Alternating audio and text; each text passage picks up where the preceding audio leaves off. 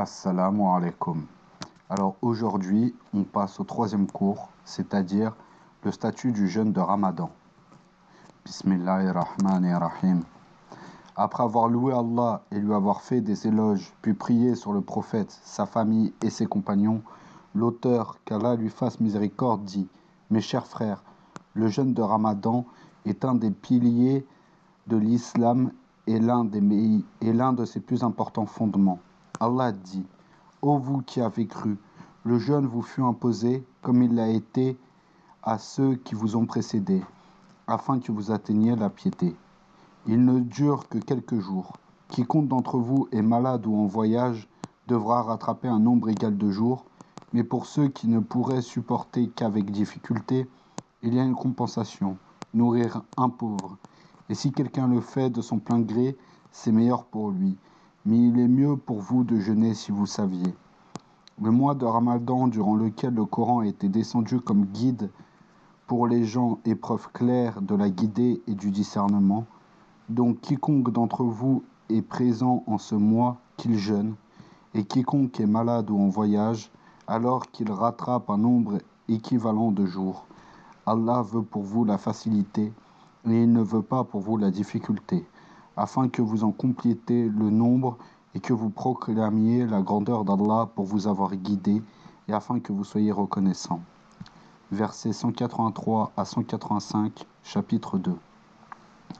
Et le prophète alayhi salatu wassalam a dit : L'islam est bâti sur 5 piliers, attester que nul ne mérite d'être adoré en dehors d'Allah et que Mohammed est le messager d'Allah, l'accomplissement de la prière, l'acquittement de l'aumône légale, le pèlerinage à la Mecque et le jeûne de Ramadan, rapporté par Bukhari et Muslim.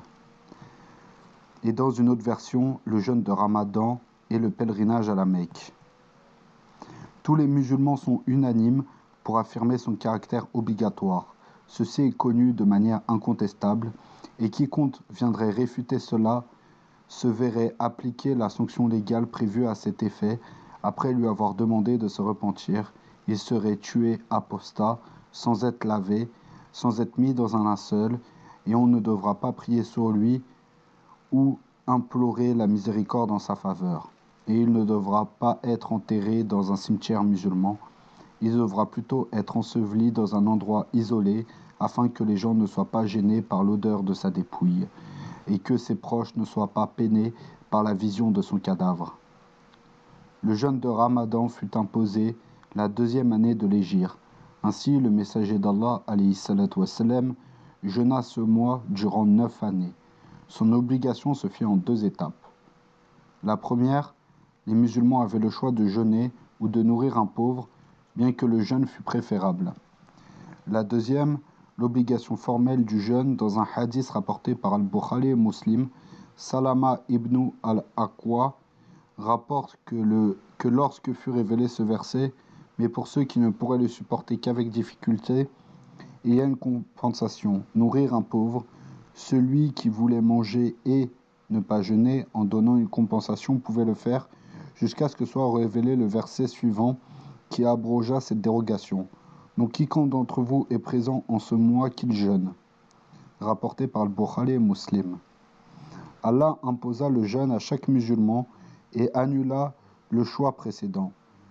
Le jeûne ne devint obligatoire qu'après avoir vu le croissant lunaire.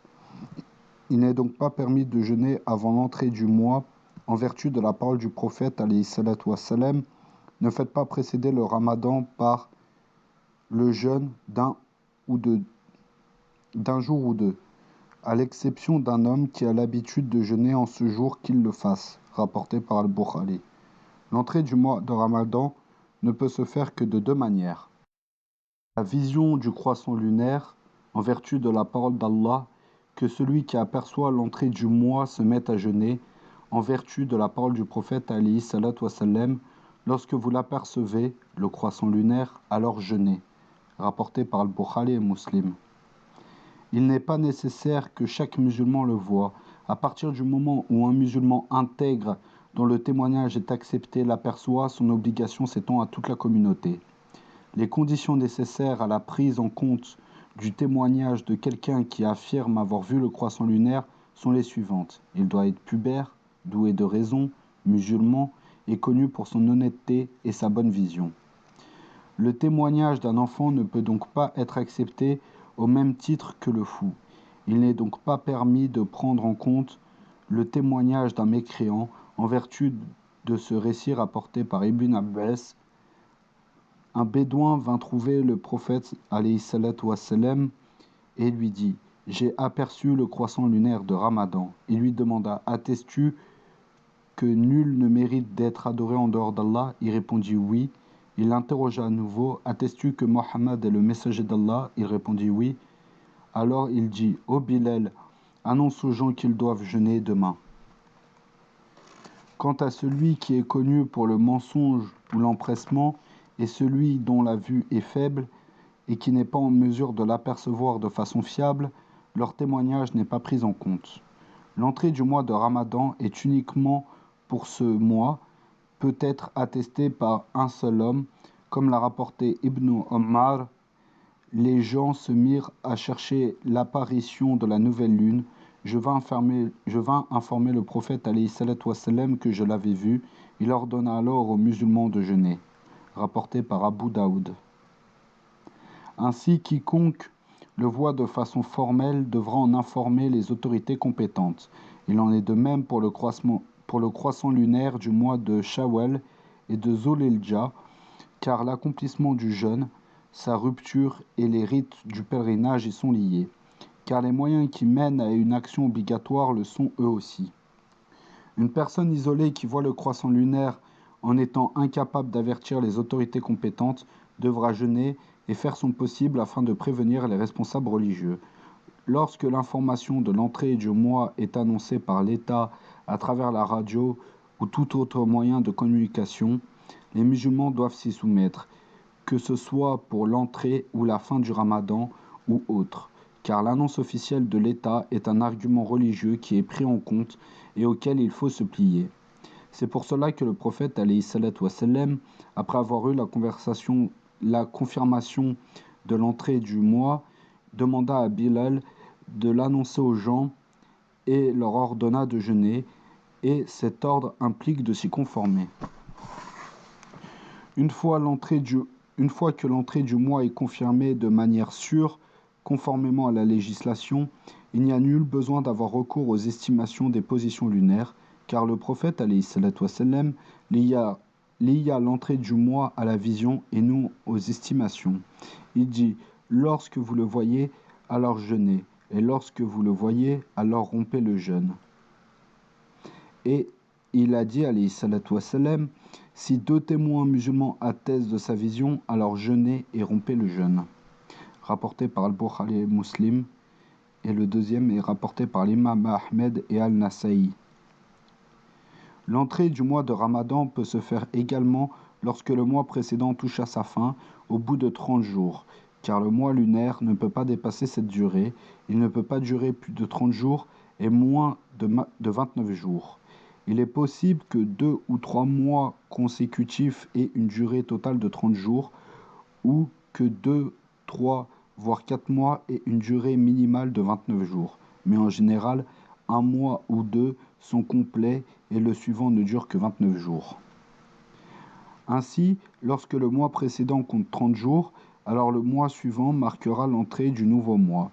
Et même si le croissant lunaire n'est pas aperçu, et ce, en vertu de la parole du prophète alayhi salatu wassalam, jeûnez lorsque vous le voyez et rompez lorsque vous le voyez. Si sa vision vous est cachée en raison des nuages ou du brouillard, alors considérez que le mois dure 30 jours. Rapporté par Bukhari et Muslim. Dans un recueil authentique de l'imam Ibn Khuzayma, Aïcha rapporte que le prophète observait scrupuleusement le mois de Sha'ban plus que n'importe quel autre mois. Il jeûnait dès l'apparition du croissant lunaire de Ramadan. Si sa vision était impossible, alors il considérait que le mois de Sha'ban durait 30 jours, puis il jeûnait le jour suivant. Rapporté par Abu Daoud. À la lumière de tous ces hadiths, nous voyons que le jeûne du mois de Ramadan est exclusivement lié à la vision lunaire. Si celle-ci est impossible, alors il faudra considérer que le mois de Sha'ban dure 30 jours. Il n'est pas permis de jeûner le 30e jour de Sha'ban, que la nuit précédente soit claire ou couverte, en vertu de la parole de Ammar ibn Yasir. Celui qui jeûne le jour du doute aura désobéi à Abu al-Qasim, rapporté par Al-Tirmidhi, Ibn Majah, Abu Daoud. Ô Allah, permets-nous de suivre la guidée et écarte de nous les causes de la destruction et du malheur. Fais que ce mois soit rempli de bien et de bénédictions. Aide-nous à t'y obéir et éloigne-nous des sentiers de ta désobéissance. Et pardonne-nous ainsi qu'à nos parents et à l'ensemble des musulmans par ta miséricorde, toi le plus miséricordieux des miséricordieux.